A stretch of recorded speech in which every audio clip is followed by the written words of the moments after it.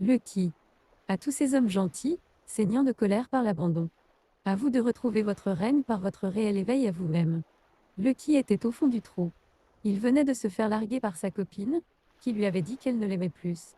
Il n'arrivait plus à dormir, à manger, à sourire. Il se traînait au travail, où il subissait les remarques de son patron et de ses collègues. Il se sentait seul, vide et inutile. Il n'avait plus de projet, plus d'envie, plus de sens à sa vie.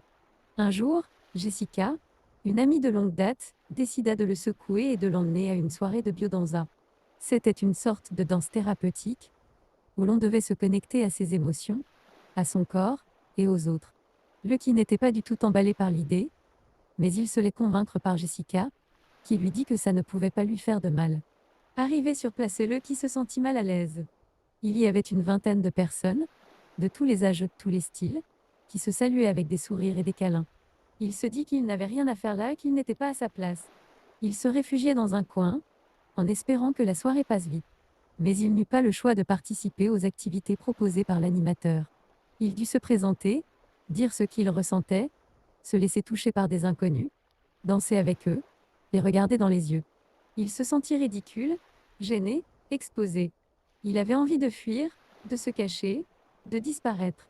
Pourtant, au fil de la soirée, il se passa quelque chose. Il se rendit compte qu'il n'était pas le seul à souffrir, à avoir des blocages, à chercher du réconfort. Il vit que les autres étaient bienveillants, attentifs, sincères. Il se les allait, petit à petit, à se détendre, à s'ouvrir, à s'amuser. Il fit la connaissance de Sabrina, une des participantes, qui lui fit un effet particulier. Elle était belle, pétillante, pleine de vie.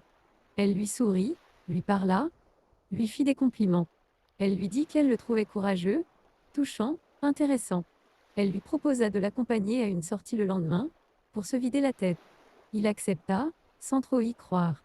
Le lendemain, Lucky se rendit au point de rendez-vous, un parking au bord d'une forêt. Il attendit Sabrina, qui devait arriver en voiture. Il reçut un texto d'elle, qui lui disait qu'elle avait un contretemps, qu'elle serait en retard et qu'il pouvait commencer la randonnée sans elle et qu'elle le rejoindrait plus tard. Il fut déçu, mais pas surpris. Il se dit que c'était trop beau pour être vrai, que Sabrina s'était moquée de lui, qu'elle ne viendrait jamais. Il décida de partir quand même, de s'enfoncer dans la forêt, de s'isoler, de se perdre. Il marcha sans but, sans regarder où il allait. Il se sentit envahi par le désespoir, par la colère, par la haine. Il se dit qu'il n'avait plus rien à espérer, plus rien à vivre, plus rien à perdre. Il tomba par terre, épuisé, et décida de ne plus bouger, de perdre la raison, de s'abandonner. Femme sirène soudain, il entendit une voix lui dire « Qu'est-ce que tu cherches ?» Il fut surpris, et il se demanda s'il n'était pas mort. « Non, tu n'es pas mort, » répondit la voix. « Mais qui es-tu » demanda Lucky. La voix lui dit « Je suis Aurora Londine, et j'ai vu ta détresse. Je me suis portée volontaire pour te remobiliser, car j'ai scanné ton âme et elle est resplendissante. Je t'offre l'amour éternel et tu ne seras plus jamais abandonné. La forêt t'a reconnu et ton destin était de te replonger dans ta maison. Maintenant, tu as le pouvoir de redonner espoir aux âmes détruites par l'abandon. Plusieurs esprits vont te venir en aide et quand tu reviendras à ton mouvement social, travail, famille, activités et amis, tous les gens te verront rayonnant. Je t'ai offert la cristallisation de ton âme à chaque instant et dorénavant tu es celui qui a toujours été. L'onde de l'amour qui stabilise les cœurs meurtris. Lucky n'en crut pas ses oreilles. Il leva les yeux et vit une femme magnifique, aux cheveux blonds, aux yeux bleus, à la peau nacrée. Elle portait une robe bleue, qui laissait deviner ses formes généreuses. Elle avait des écailles éclatantes dans le dos, qui scintillaient comme des diamants. Elle lui tendit la main, avec un sourire angélique. Lucky hésita, puis il se les faire. Il se leva, et il prit la main d'Aurora.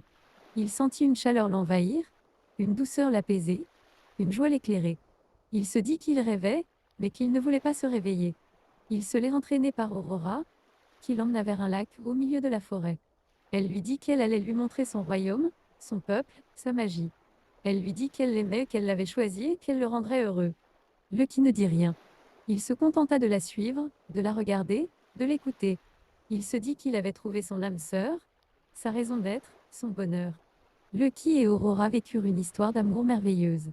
Ils partagèrent des moments magiques, entre le lac et la forêt, où ils se sentirent en harmonie avec la nature et avec eux-mêmes. Ils apprirent à se connaître, à se respecter, à se faire confiance. Ils se découvrirent des passions communes, des rêves à réaliser, des projets à construire. Lucky se sentit revivre. Il retrouva le goût de la vie, l'envie de s'épanouir, le sens de sa mission. Il réalisa qu'il avait un don, un pouvoir, une vocation. Il décida de l'utiliser pour aider les gens qui souffraient comme lui, qui avaient été abandonnés par leur amour, qui avaient perdu l'espoir. Il créa une association qu'il appela l'Onde de l'amour. Il proposa des séances de soutien ou d'écoute, de conseils, aux personnes qui traversaient une rupture amoureuse. Il leur raconta son histoire, leur montra son exemple, leur transmit sa force. Il leur fit découvrir la biodanza, la forêt londine. Il leur fit comprendre qu'ils n'étaient pas seuls et qu'ils pouvaient se relever et qu'ils pouvaient aimer à nouveau.